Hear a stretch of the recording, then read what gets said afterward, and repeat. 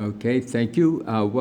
Good evening, everyone. Welcome to the Foxboro Conservation Commission meeting, Monday, July 13th, 2020. We're being recorded, televised, and streamlined on Foxboro Cable Access and provisions with the directives of our great governor. So being 7 o'clock, I'll open the meeting, and we have no public comments. Do we have any minutes to be reviewed? Is Jim in yet? Jim said he was going to be late. Okay, I just sent the minutes out on Friday, so I doubt they're all right. done. I didn't even get Well, I'll let him make the recommendation. On the Friday. first, did I? Jane, can we do Lamson Road out of conditions real quick like? I think so. Let me see. So I basically did our boilerplate order of conditions, and let me see. Basically boilerplate. No real big deals except for a regular boilerplate with our regular conditions, and the project description, of course, was different. And then the resource area impacts.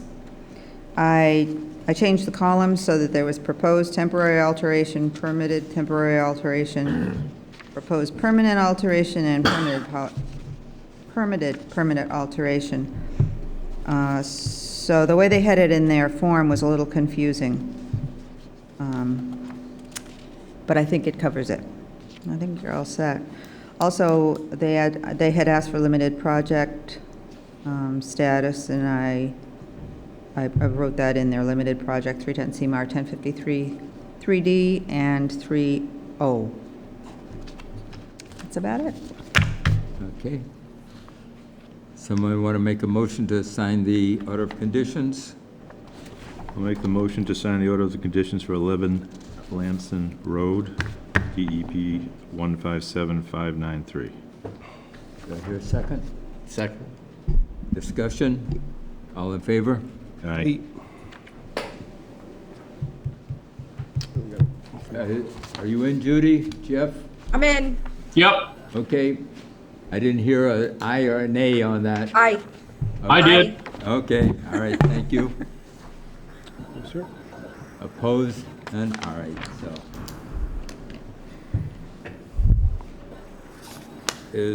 Okay, Mr. Buckley, ready? Yeah, Mr. Chairman. Thank you. We have 705, we have Lakeview Pavilion, file number 157595, landscape and retaining wall modifications. Mr. Buckley? Good evening, ladies and gentlemen. For the record, my name is Bill Buckley. Can't hear you, from Bill. And I'm here representing the applicant, Lakeview Pavilion, 45 Lakeview LLC. And thank you last week for continuing the public hearing without comment. So we filed this project on approximately June 12th. We had met with the commission back at the beginning of June informally, and even prior to that, we had a site walk with several members and with Jane in order to go over the site. So Say, Bill, yes, very difficult to hear you. okay. Yeah. I don't think anybody here can hear very well, Bill. Okay, can you hear me better now? A little bit. Not really. This isn't good. Excuse me, let me check with the technician and see if the volume is up. You might not be close enough. You can hear everybody else fine, right? Yeah. I can't. So Yeah. I don't have individual control of people, so it's going to be his microphone. Okay, is the volume up all the way here? Because I know the last time he, Yeah, if I crank it too much, I'm going to get a bunch of feedback. okay. Jeff was pretty loud You're just hearing then. everybody else in here. I can Jeff hear was Jeff real and loud. Judy Yeah. fine. But notice how close they are. Yeah. You need your whole face in there, Bill. I don't want to scare you. You hear that better? little bit. Okay, I'll just try and speak louder. Okay, please.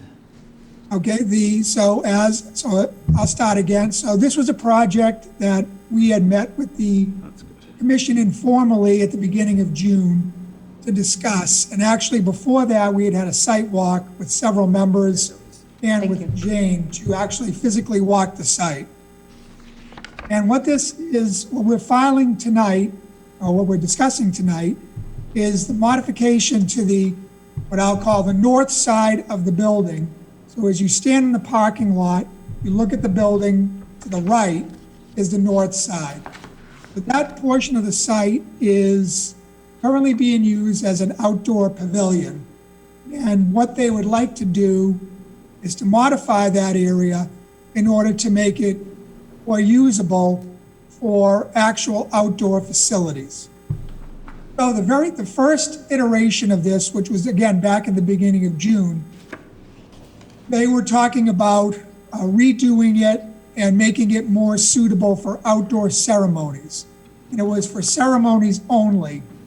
And at that time, what we were talking about doing was removing a lot of the block that's there, raising some of the site and making it more level, and then actually putting more grass in so that they would have a better look. Subsequent to that, what's happened is the state government has started to release information on how they will allow these function halls in order to open.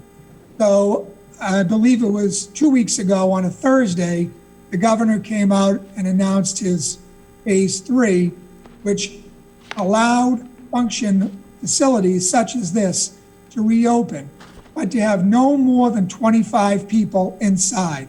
That includes staff, and that includes no matter how big the facility is. Clearly, that is not a viable option for something like the Lafayette, the Lakeview Pavilion. However, he did announce at the same time that outdoor activities could have as many as 100 people. So remember, this is phase 3. We don't even know what phase 4 is. So they're kind of running blind. So that's why I had to ask the commission to continue that hearing so that they could go back, relook at this again, and see how they can make this work. But what they've decided is, and they've talked to some of their brides, people who want to use the facilities, they will go forward with an outdoor activity area. So what they decided was, instead of making it just outside for ceremonies, it would actually be used as venues. So what I'd like to do is share the site plan, which I know that I sent out a couple of days ago, and then I actually sent out again today. And I don't know if you can see that. See that? Sorry.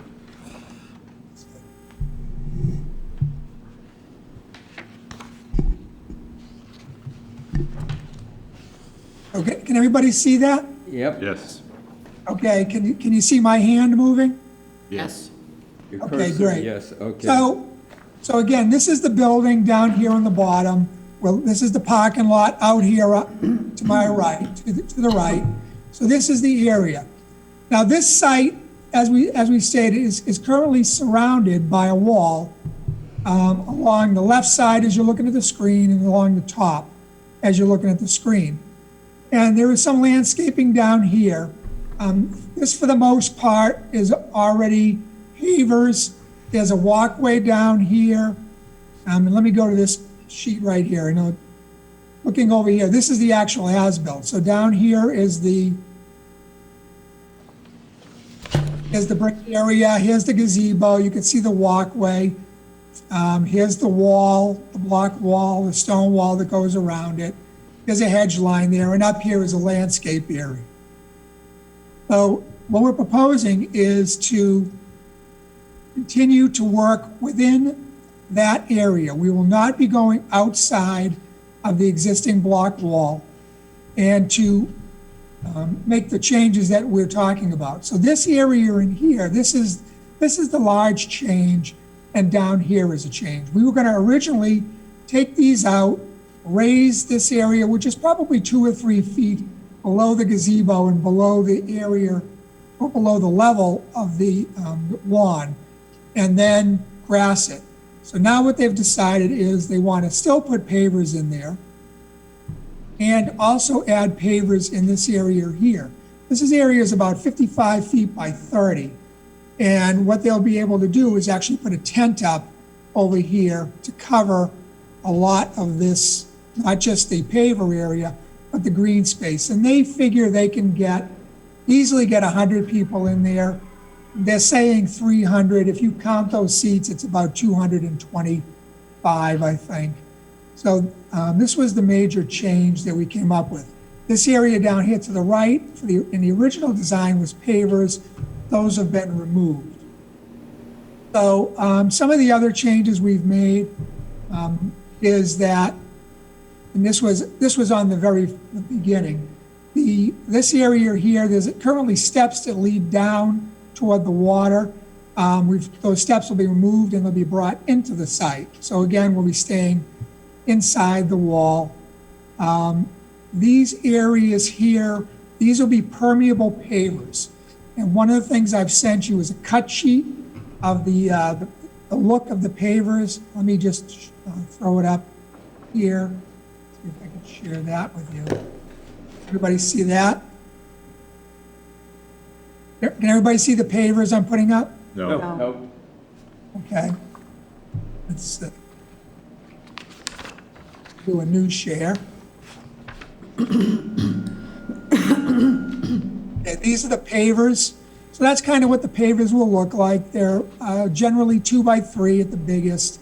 They have different sizes, and the texture is smooth, and they are permeable pavers. You can see down here on the lower left, it talks about permeable pavement applications.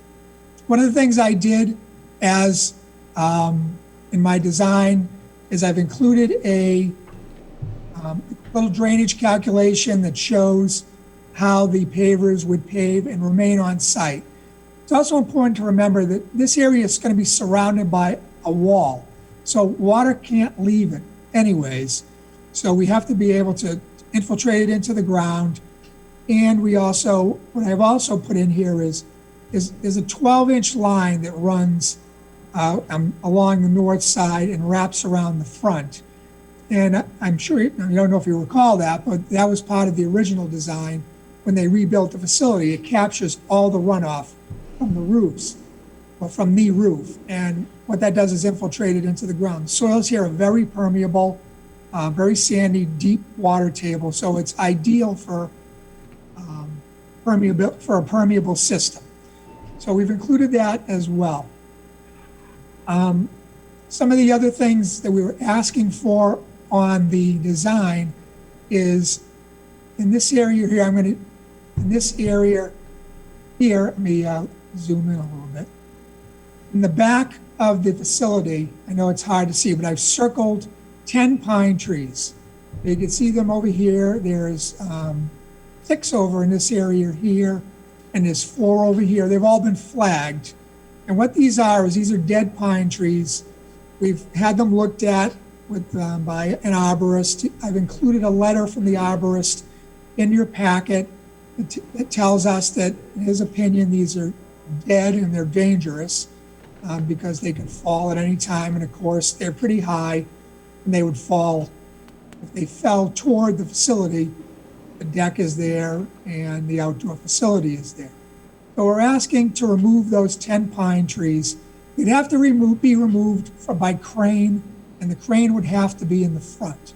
So the crane would actually sit over here in the parking lot and have to reach over the building to do this. They'll be using Tree Tech, and Tree Tech does not even have a crane like that. So they would have to they're going to be hiring they have to hire an outside crane like you see that works on buildings in order to remove that. We propose to replace those pine trees with river birch and red oak, which are 2 of the recommendations that were given to us by the commission. I think there was about 4 of recommendations, and these were 2 that the landscaper went out and checked on, and they're available to be put in. So one of the other things that we've talked about is the work down here on this slope, and that was part of the original filing when the pavilion was rebuilt. And subsequent to that, probably about half of those ferns that were supposed to be built along there have died. So what we're showing you, one of the things I've sent over today, and we discussed at the last meeting, is that they would replace that, of course, because that would be under the other condition for the original building. And so that condition, before we could close it, we would have to satisfy the condition. So I've given you a copy of the signed contract that they have with their new landscape contractor to do that. They can't do it yet. We're under a water ban, and it doesn't make sense to plant anything right now, actually, until that water ban is lifted. But I did want to show you that, show you the contract, show you they're going to move forward on that as soon as they possibly can. We don't have, Over here I on- don't have a contract. I sent that to you today, late today. Yeah, something just came. In the package you just sent. Should be in your email. No, email, just. I just got the plans at 4 o'clock this afternoon, so I apologize it came so late. The southern side of the building is another area where we're asking for some work to be done, and what that involves is removing some of the lawn that was planted in the 25-foot no disturb zone, and planting that with mulch, putting mulch in there, and then along this slope, along the front, where it is eroded, again, we're talking about planting hay-scented ferns on the slope in that area as well. And then there would be several granite treads, which they still didn't fix the spelling, but there are granite treads in this area here, and that would allow people You just to emailed walk up there. Voice is and dropping, Bill. Pitches. Go ahead. Your voice is dropping. I'm sorry. 6:49. Can't hear you. He emailed it Okay. at 6:49. Where do we leave off? I heard mulch. Okay, this area here, so you can see that this area was planted with lawn. So what we're proposing is to, within the 25-foot no disturb zone, to remove that lawn and to put in mulch in that area. And then in this area in front of the mulch, which is the slope, it's eroding. So there's some erosion going on in there, and they're proposing to plant the hay-scented ferns, which is what the plantings were on the slope over here in front of the main building, in that area as well. So I think that covers a large picture of what we're talking about, and I'm open to any questions, Mr. Chairman. Okay, thank you, Bill. First question I have is, when they're replacing that wall, are they going to do it from the grass area? And how are they going to get new footings for that wall? Because it's eroded underneath there. Yes, that's a good question. That actually Jane had brought that up. So what we did is I made sure on the left side, on this drawing I'm showing you, the upper left corner, we put a note that the new walls have to be constructed from the inside out. On the other drawing here, what we're showing is silt sock erosion control right along the edge so that the contractor cannot work outside the limit of work, which is the actual wall as it sits today. So it has to be constructed inside. The type of wall we're proposing is a modular block wall. You've seen them everywhere. They come in massive blocks like, for example, Lawson Farm. Those are really large blocks, And then there are smaller blocks that are only perhaps, 2 feet by 6 inches by maybe 2 feet deep. Those are Versalock. That's one of the type of walls that can be built that way. But there are different types. I sent you again today 2 cut sheets. One was the permeable pavers, and one was the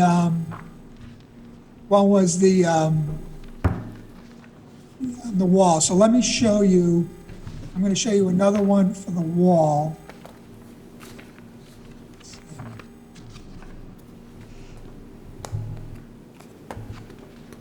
I thought I had that there. Let's see, where is it?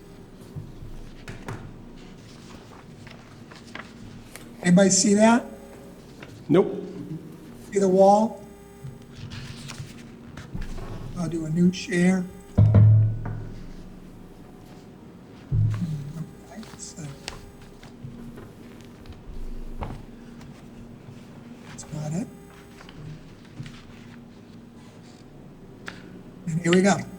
How about that?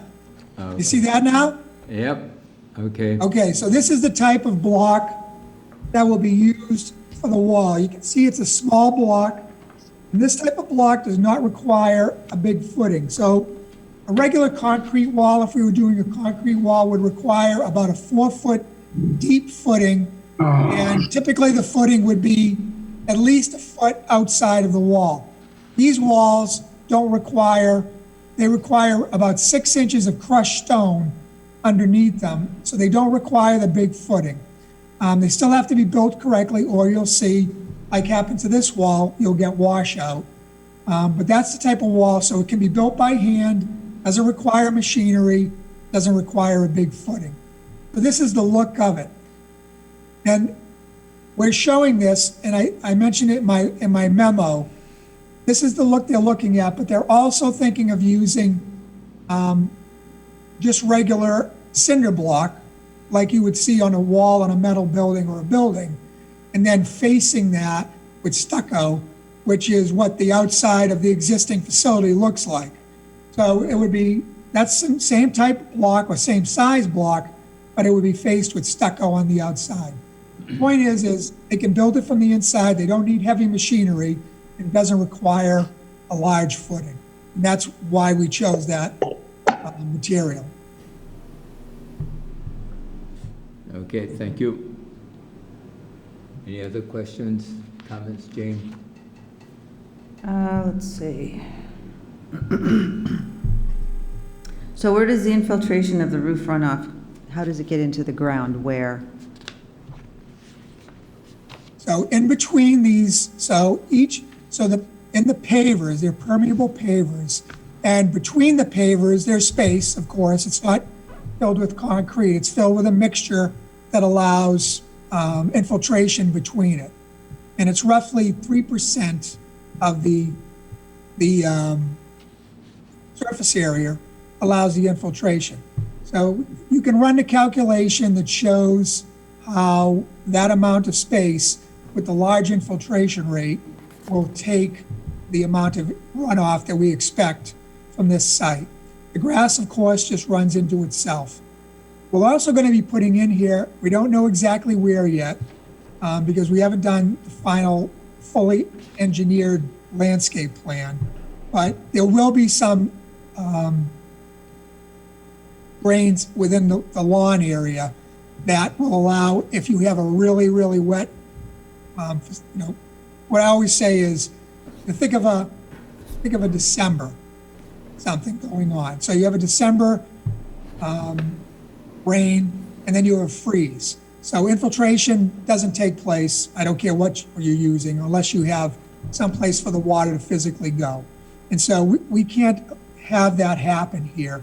So we might have an outdoor facility, we might have an outdoor wetting, you'll have heaters in there, but you still need to make sure the water goes somewhere. We will be tying in these roof drains. We'll be tying in these extra drains into the 12-inch drain that runs through this site. So I had the landscape architect put that on here. Let me just kind of show it to you. You can see it right here. There's a 12-inch drain that runs along the north side, runs along the front of the building, You haven't ties changed, into this drain system down here We can't see on it the now. south side. you haven't changed the screen. We're still looking at the wall Okay, material. I'm sorry.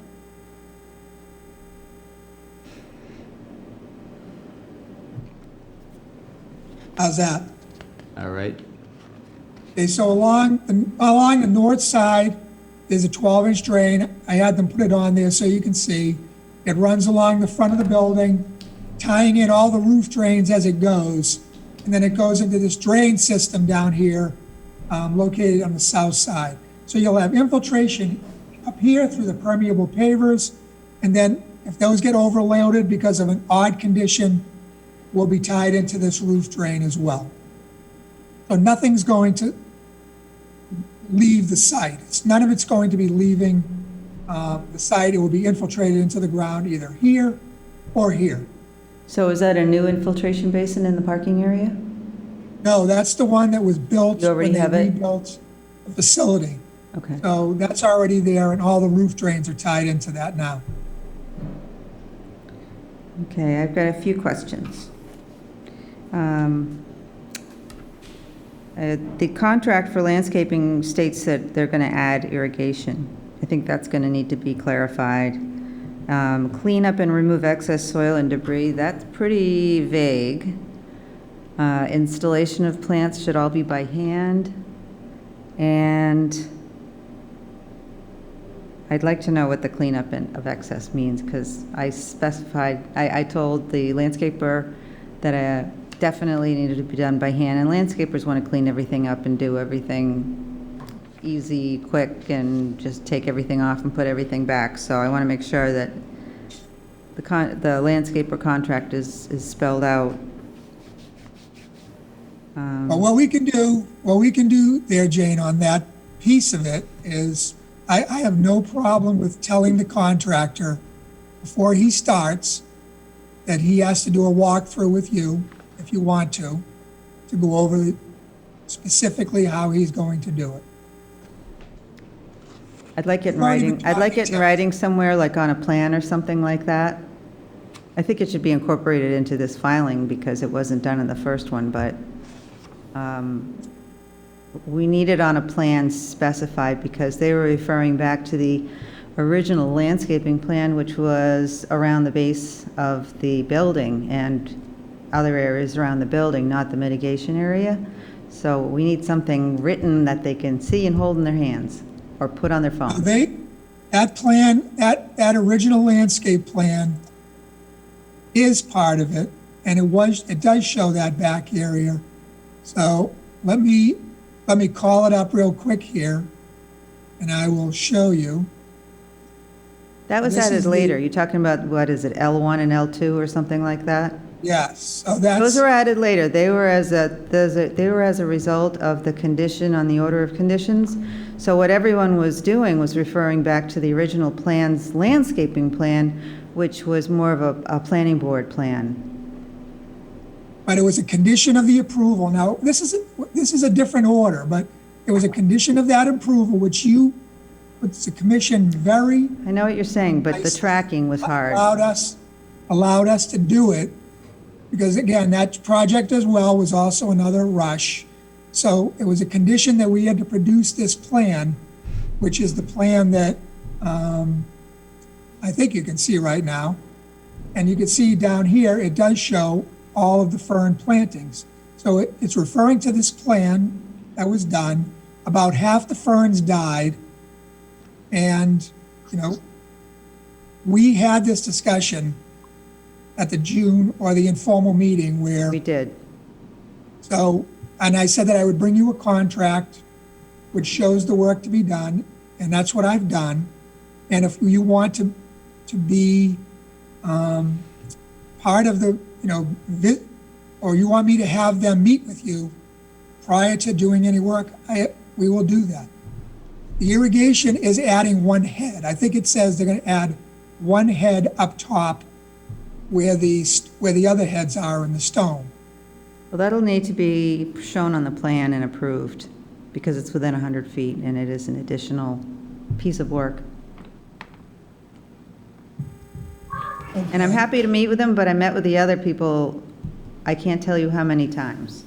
The landscape architect, landscapers, the owners, until I was blue in the face.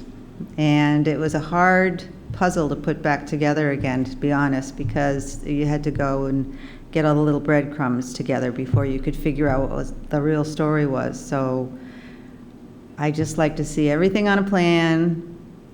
We've talked about it.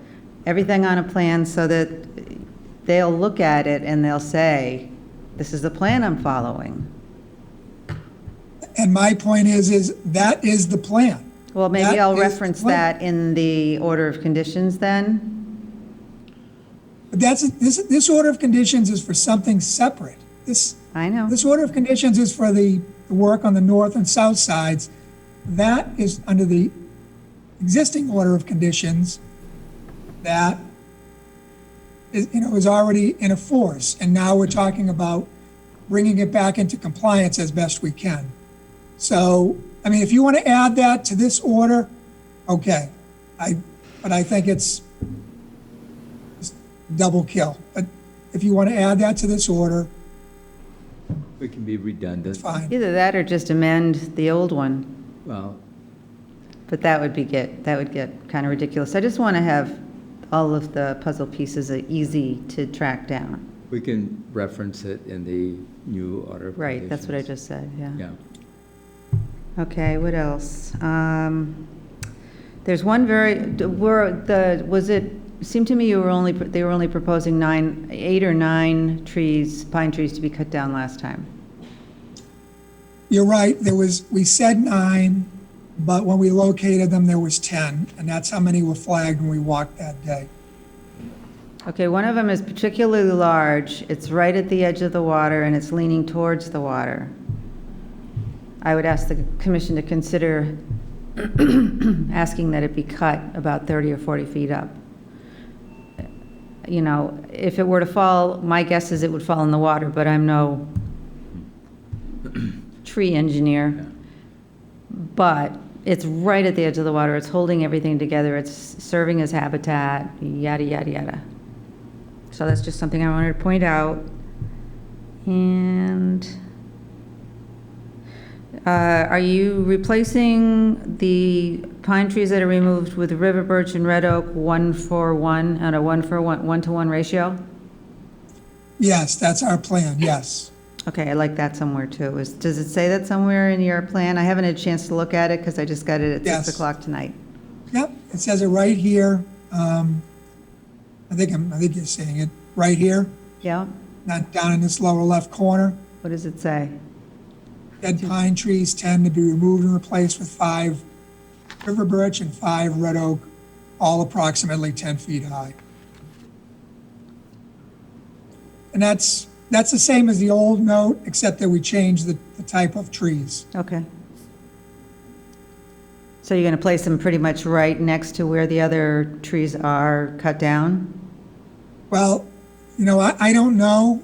I don't know what the landscaper will say. Is that how you're supposed to do it? It can be in that general area. If you want to be part of that discussion again, that's fine with us. But yes, in that general area, I don't know if it's right next to it. Okay, Because we're going to leave the stumps there. The stumps are going to remain. I know that. So I don't know how those roots interact. Now, Bill, what height did you say those new ones going in, 10 feet? Yes, 10 feet high. Okay. That's typically about 2.5 inches diameter. Okay. Now, I'm just wondering the size of the root ball. I hope they don't plan to use machinery to bring them in. Oh, that's a good point. And dig the holes. Well, Oh, another good point. they probably will need, I'm guessing, that's a pretty big tree, I guess. They probably would bring in a bobcat, which could go down that path.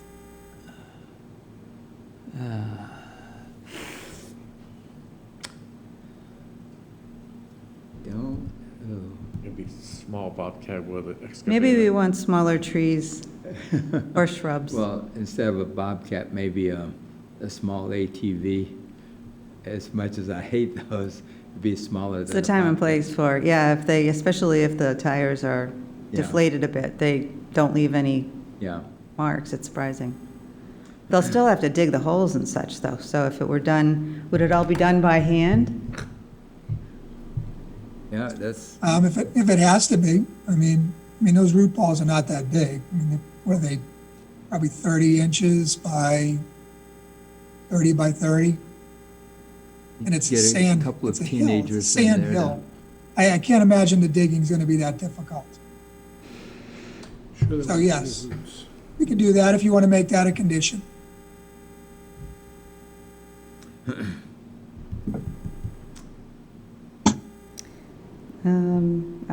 Not, just by going by what you said, that's my only comments for now. I haven't really reviewed the other plan that you submitted in draft form at the end of last week yet. It's hard to look at it on the computer, to be honest. I hate to say it, but I hate wasting paper, but my brain works better looking at it and touching it on paper. I agree. okay. Peter, any comments?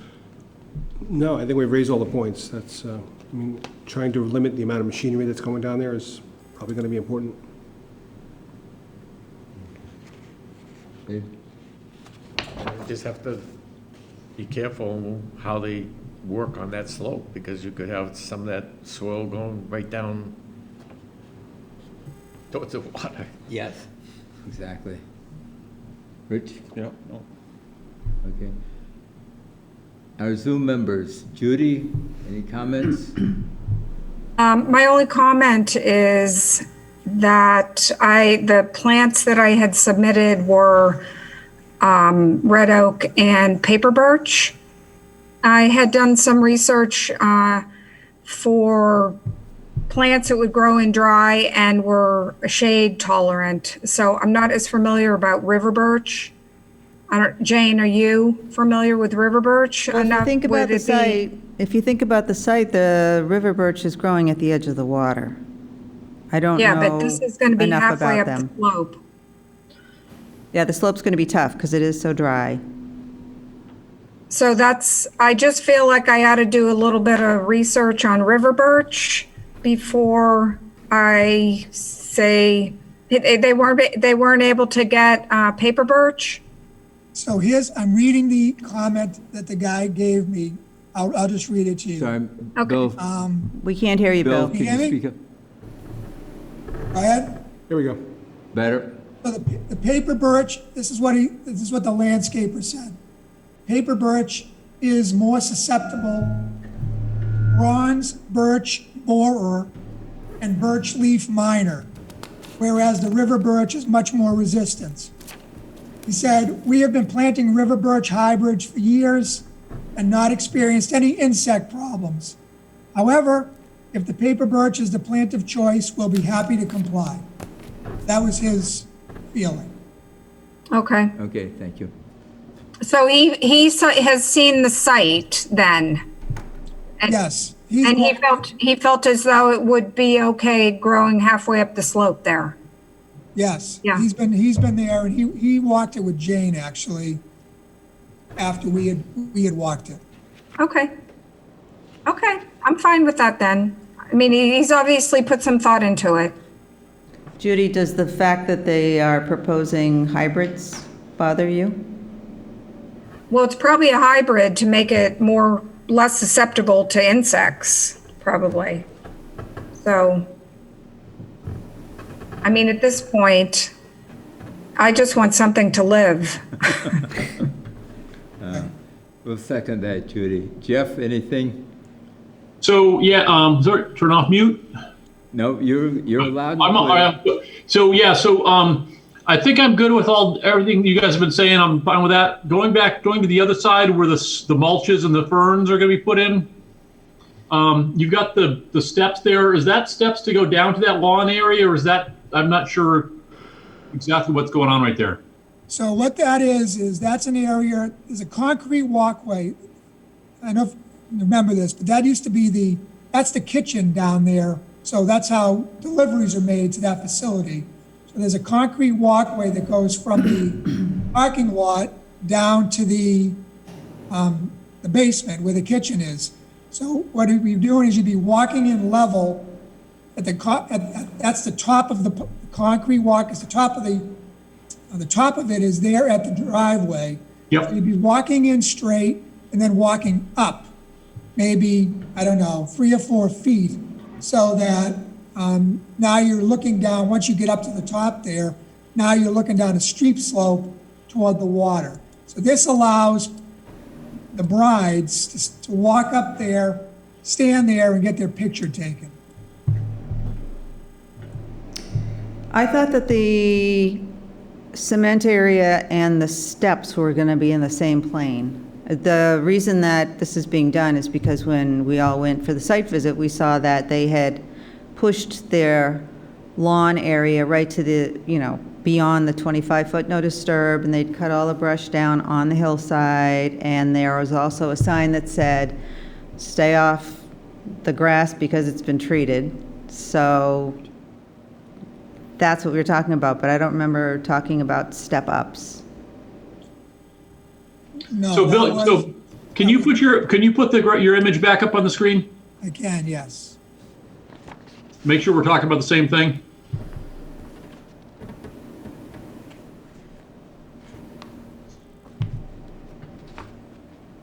Yeah, right in there. Yes, exactly.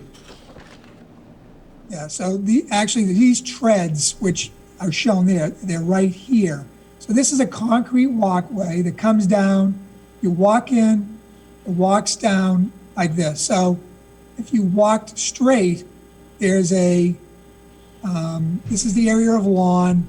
Yep. And what they're talking about is putting 3 treads, 6 by 18 inch granite treads like you would see going down to the, like to the water in an area. This is not. And they would walk up, so you'd be able to walk up to the area where the mulch will be, and you could stand there. It's probably 6 feet. Okay, so so there's nothing there. That's not like, they're not intended people walking down the slope or anything like that, and hopefully the ferns will keep that happening. Yeah, I know you probably haven't seen it, but you cannot walk down that slope. It's a 1-to-1, 2-to-1. Oh, okay, yep, okay. It's probably a 15-foot drop. Yep, sounds good. Okay, no, I'm good then. Okay, thanks, Jeff. Jim, any comments?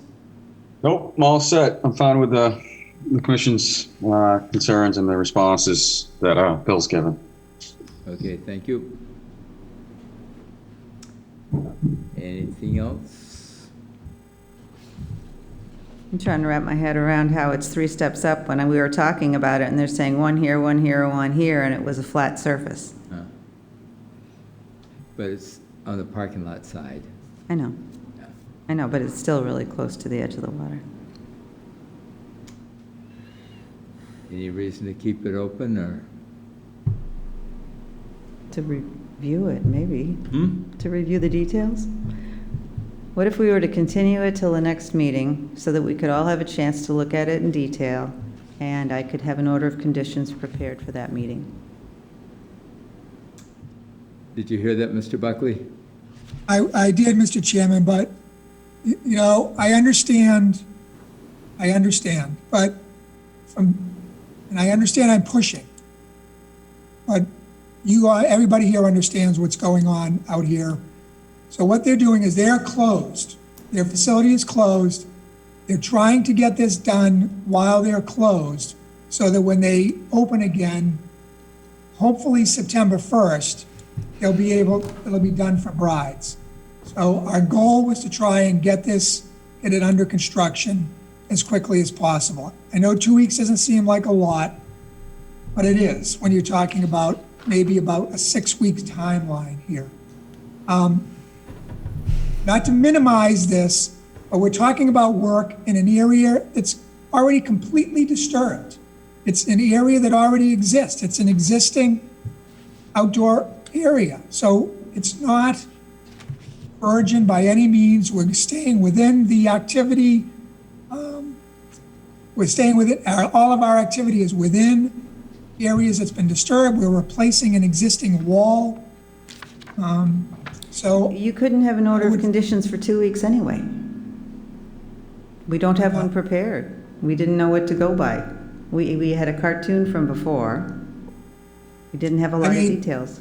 Very, I know what you're saying, but you know what I'm saying, I too. understand, but this is from day one, I was asking I to know. get it done quickly. We had informal meetings, we had site walks, everybody had, and my recollection is everybody on the commission was okay with it. So here we are, and really the drawings have not changed a huge amount. Yes, we've added pavers, but, you know, in the grand scheme of it, there's not a whole lot different here. So we had permeable pavers before, we've added more, we've moved them around. The wall is the wall. I don't know why this would not be able to be closed and voted on tonight. That's my ask.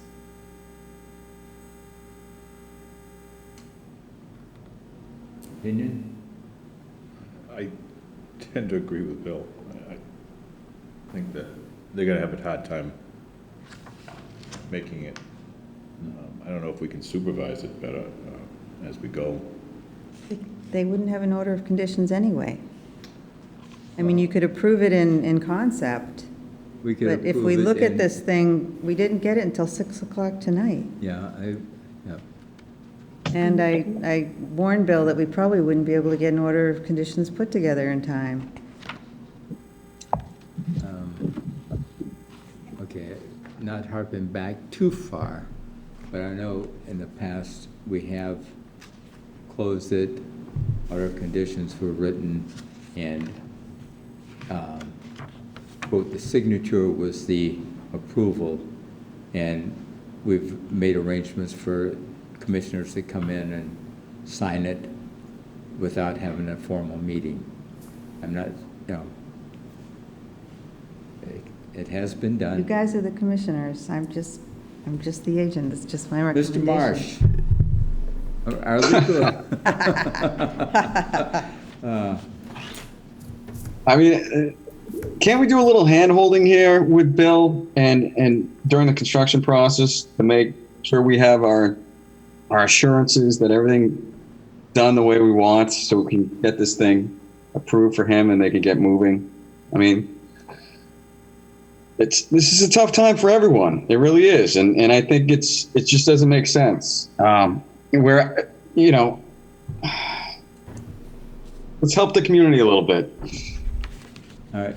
Do you agree that if we close it, Jane can write the order of conditions and then the members can come in and sign it and that's, quote, the vote? Is that? That's fine. That's fine? That's Okay. fine. Okay, Judy, your experience? I'm okay with that. What's that? Same here. Okay, you're, I'm okay with that. okay, all right, and yeah, Yep. I won't rock the boat on this one, no, that's fine, if that's what people's consensus is. you okay? Rich? Yep. Okay, then somebody will make a motion to close the hearing? I'll make I'll make the motion to close the hearing. Do I hear a second? Second. Discussion? All in favor? Aye. Opposed? None? All right, Mr. Buckley, we'll try to get an order of conditions out at reasonable time, and the members will come in and sign them, and when they do sign them, Jane will notify you, and you have your order of conditions. Chairman, thank you very much. Thank you, members. And from my client, thank you as well. Okay. Thank you. All right. It's only 7:10, okay. We have a continuation for DEP file 157594, West Street, right away in Dam. Sarah, you're on. Hi. Yes. Good evening, everyone. How's everyone doing? So since the last hearing, we've provided some additional information in response to the comments on the normal pool elevations, as well as the configuration of the sediment within the channel. we can go over the figures that we provided, or we can take any additional questions while we have you. I would just kind of highlight the bottom, the rock formations, make sure that everybody understands what you've done with that. Sure. Let me share my screen. Says the host has disabled. There we go.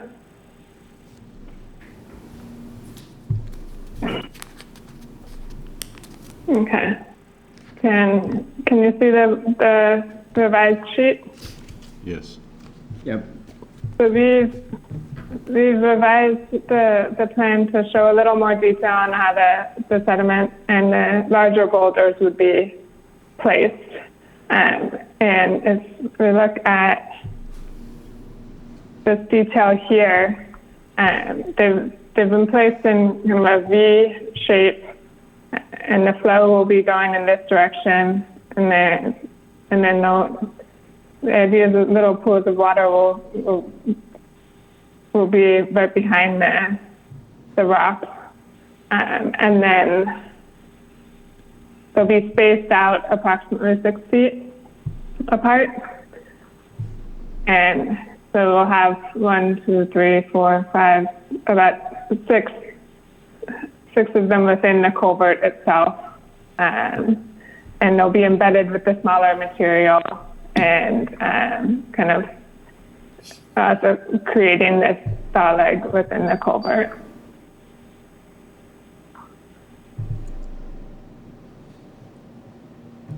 Judy, are you following this? Yeah. Yep. Okay. I reviewed that and it looks good. Okay, thank you. Yes. Anybody else have any specific questions?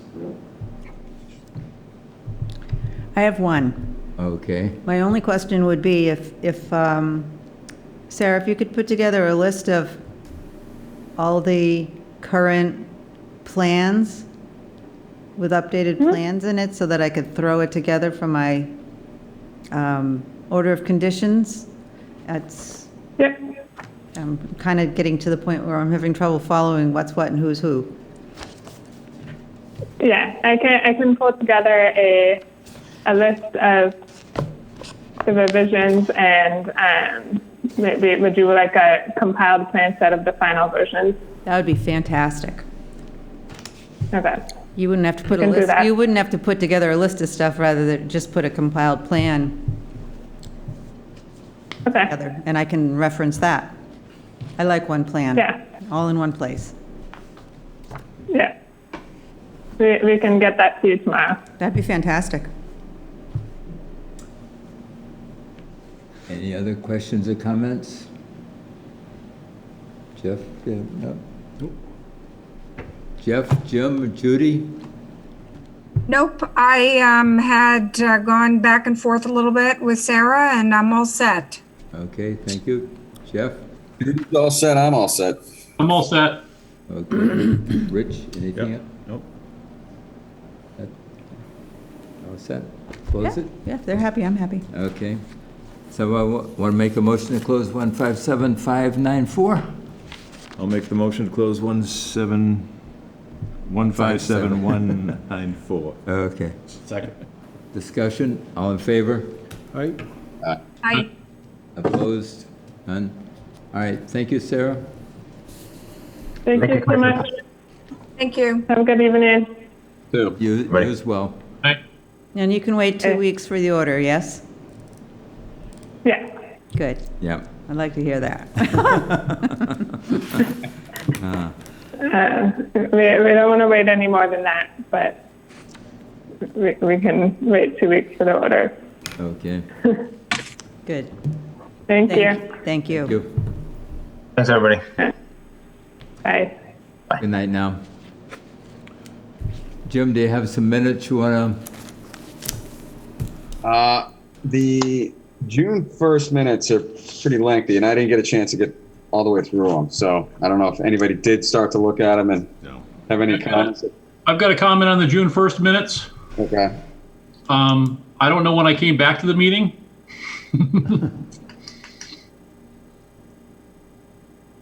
So, because I left for another meeting and I came back and I'm listed as, I've left for another meeting and then I'm listed as voting later on. So we need to make sure, I came back in right before East Street. All right, so we'll make note of that. Yeah, just make note that I came back in case somebody wonders and said, I'm gone and how can I vote? Okay. Good point. I've started to review them, and I added a lot of stuff from my notes for the East Street in particular. I think that being as concise as possible on East Street is going to be helpful. So I'll get it to you as soon as I complete my review. Okay. Okay. I did find something that I don't know if it's, I don't know, it's on page 2. It says the water mail would be replaced before the dam. What's the water mail? Must be Maine. Maine. Water main. No, that must Water be the main. water main, Water main. right? Yes. Yeah, I would think. So that's just a typo. It's on page 2. Dang, autocorrect. That popped out at me. That's a real word. That's true. I didn't see it. Yeah. Okay. Anything else? Yeah, I think there's definitely a need for accuracy with respect to the Spruce Street minutes, so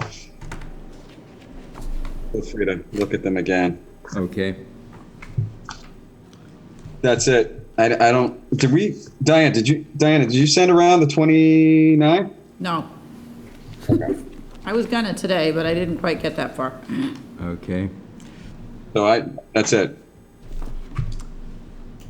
All right. Nothing to approve. Okay, thank you. Jim, you want to talk about Spruce Street, Jane? Oh, Spruce Street, Diana just received, you just received a request for a certificate of compliance at 104 Spruce Street. It has quite a history on it.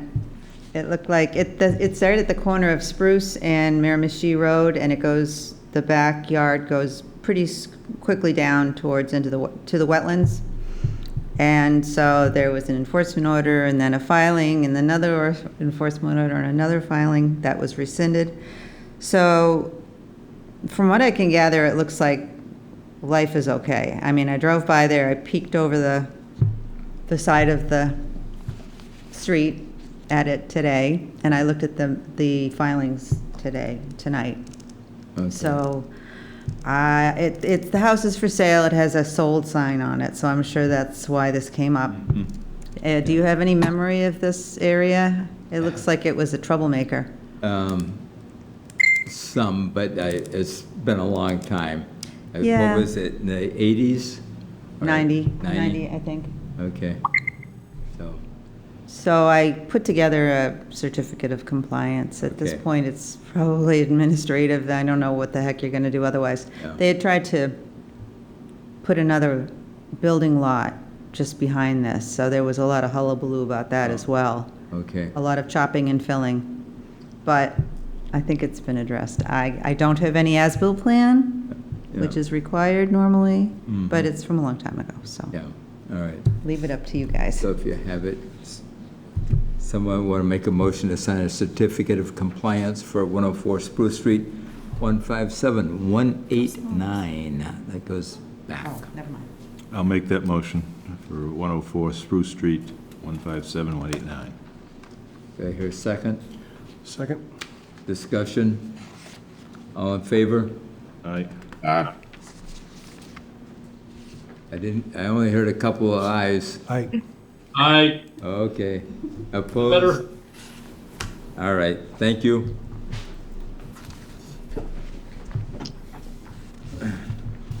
Jane, on these, do you want other members to come in and sign it, or is just the four of us signing it each? I think the four should be fine. I mean, you all voted for it, and that's 4 signatures, so life should be good.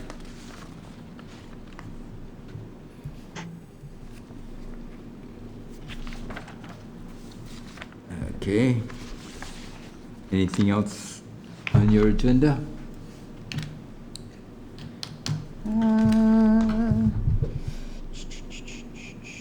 I don't think so. The conservation restriction has run into some interesting, at River Ridge has run into some interesting issues, as you all saw in my manager's report, where the next door neighbor decided that they would take some Yeah. gravel out of the site that was actually going to be our conservation area. So the heritage program's involved, and Peter Tam's been called back in to deal with it, and we're going to have a Zoom meeting probably next week, I think, Okay. with Your voice is Jim and- dropping. with Jim and Peter Tam and I don't know who else, a few others and myself. Okay. That's confirmed, right, for the 23rd at 11, I think? It's not been So- confirmed, but both you and I can make that. I can't make the one on Friday, so I'm assuming, I would just put it on my calendar, just in Yeah. case. Yeah. Okay, it's not on the agenda, but we received this notice about Crack Rock Pond Dam. Well, my manager's report is on the agenda, so. Yes, okay. Yeah, that's a strange one.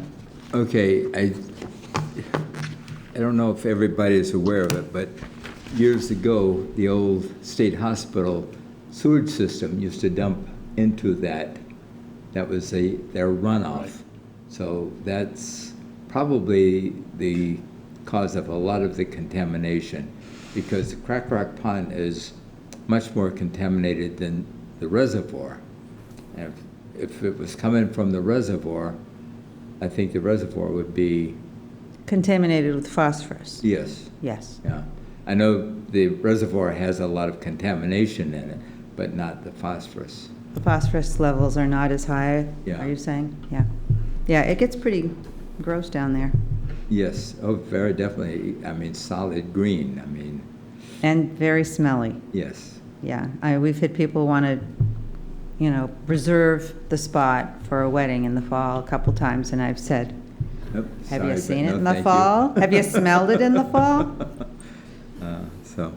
But it's interesting that that the town now is part owner of that dam. Mm-hmm. Yeah, we kept on saying no, because we didn't want the town to have the responsibility, but I guess they thought it was the right thing to do, because the road's above it. Yeah, And now, Yeah, the road- today, The road's a public way, so that's probably the main reason why they were joint owners. yeah, probably. There are a couple like that. I mean, Westery Dam is a similar situation. But today, I think, correct me if I'm wrong, they're thinking maybe of lowering the lake and Flushing and then lowering Yeah. Crack Rock Pond and Flushing now? They're trying to, yeah, there's a lot of algae, I guess it's, and then one of the theories was that maybe if they could flush some of the ponds into that and then Yeah. flush that out. Uh-huh. But nobody knows who really has the authority to, do we now that we have part ownership, or do we have to? work It would in probably be conjunction? the DPW, but I don't know how, I Well, don't know in what What's kind the of other condition they were going to replace stuff. we lower the boards on the reservoir.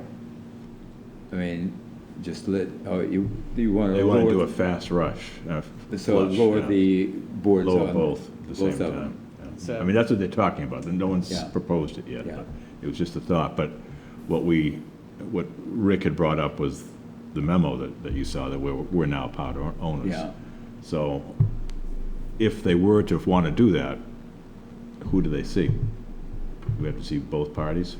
I would assume so, but I can't imagine Hollingsworth opposing it. So who's the other owner? It's Hollingsworth opposed, as far as I know. Were they owners, or were they just the people who were the engineers for the They were the owners. That's, Neponset Company, wasn't it, or something? I thought it was Hollingsworth and Bose. They're the ones we've dealt with. Yes, yes.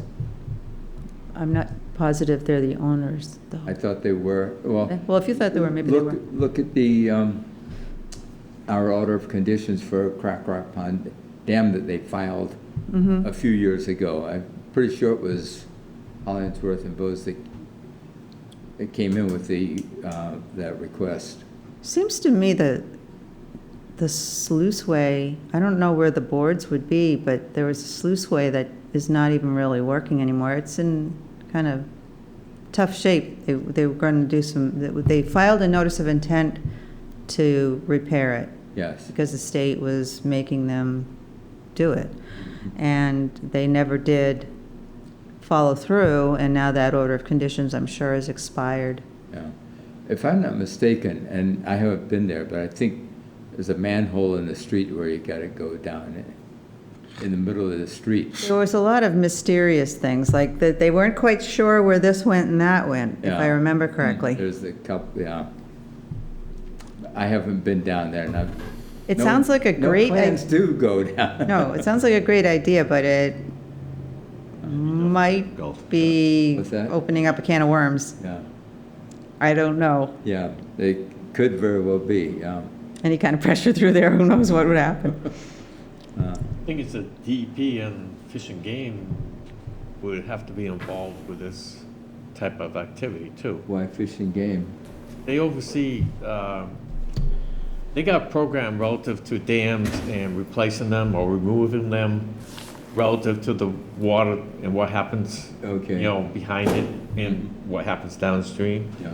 So I'm pretty sure that makes sense. And being the heavy load of phosphorus, if it worked, that's going to go downstream. So who's going to be responsible for anything that might impact further downstream? That's a good point.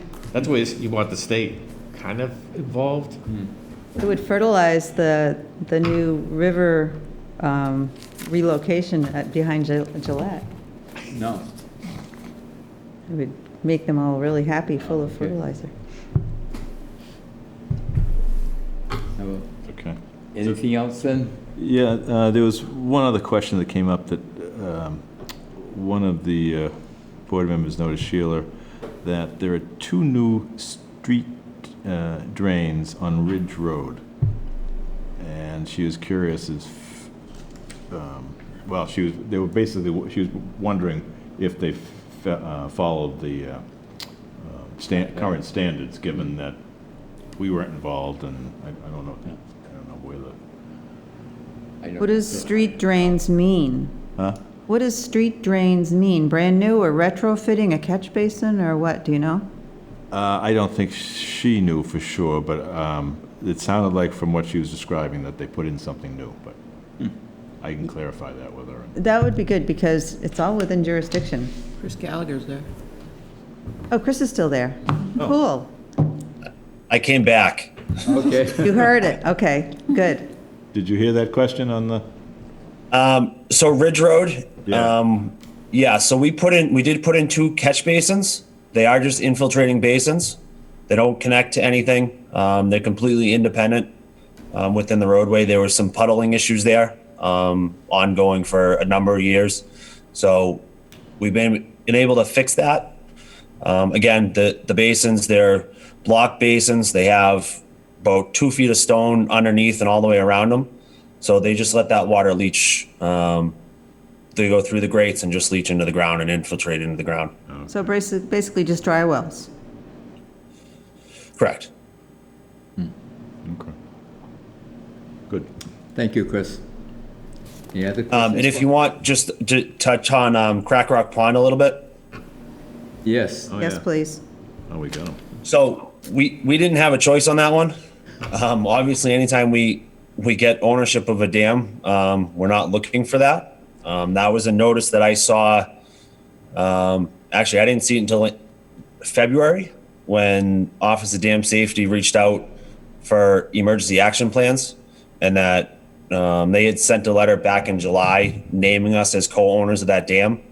As Jane had said, it seems like they've been trying to do that for a number of years.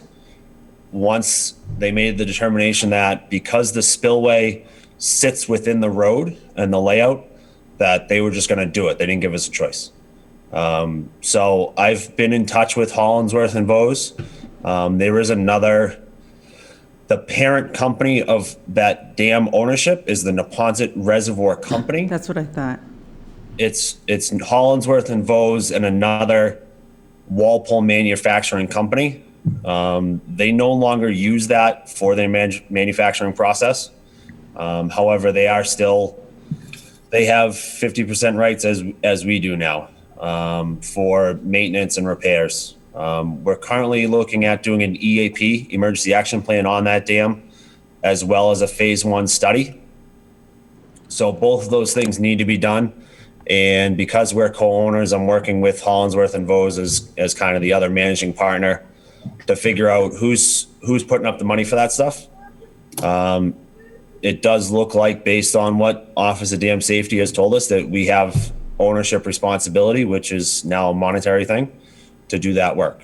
So we're trying to figure out what that looks like, and split the cost. The EAP is something that we can probably do internally 90% of. And then we look at the phase 1 study, pushing that off to Hollingsworth and Vose and the other managing company, the Deposit Reservoir Company itself. So that spillway, like Bob said, isn't a manhole. It's about 5 feet underground, so it's confined space. I don't know the last time those boards were operated, and whether they could actually be pulled out of the ground. And then to that extent, if we were to do that flush, you're looking at what are the downstream effects to doing that work. So that's something that we definitely want to look at before we go ahead and just open up boards, in particular ones that we've never looked at from the town side.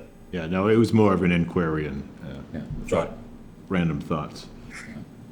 If you're interested, I have, our files have the plans and the notice of intent and the order of conditions that was issued to Hollingsworth and Vose. I remember the plans, there were a couple of things that they did not know where certain things went, like there was a diversion sluiceway and such. And old pictures that I've found show the water just gushing out like a cannon right out on the lower part of the dam, out of the back part of the dam after heavy rains, I guess. But I haven't seen it for a while, thankfully. So if you want it, just let me know.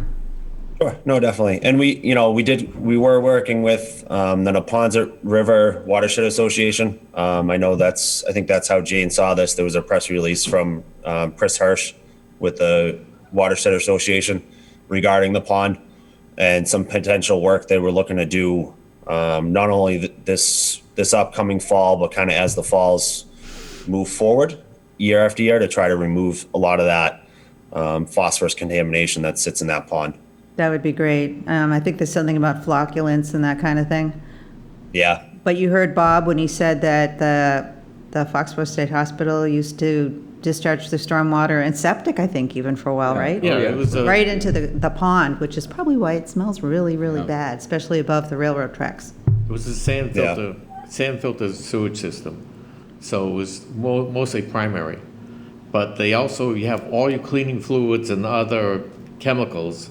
And that probably like that drugs mixed and in such. with, not only with the sand, but also were diluted and went into the river, because the state did a study on closing that sand filter, that sewage facility, because they had to do it.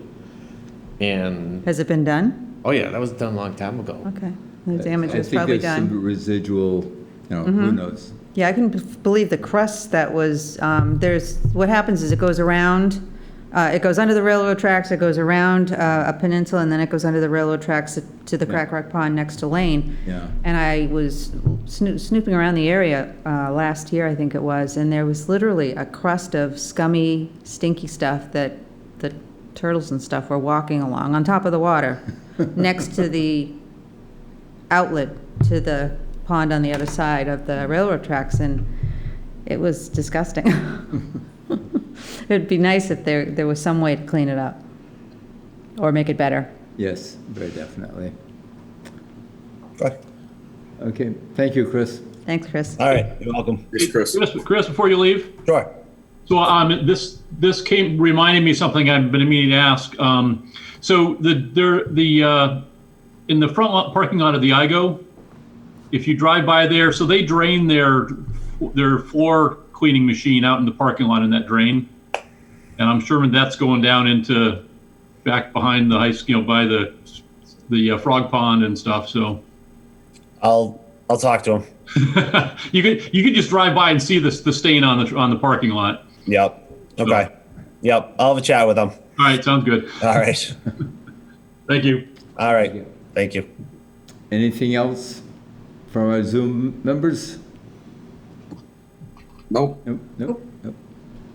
Anything from here? Do I hear a motion? Motion to Make the adjourn? motion, Bob. Second? Second. Discussion? All in favor? I. Hey, Opposed? Judy. Good night, all. Judy. Be Night. safe. Hey, Judy.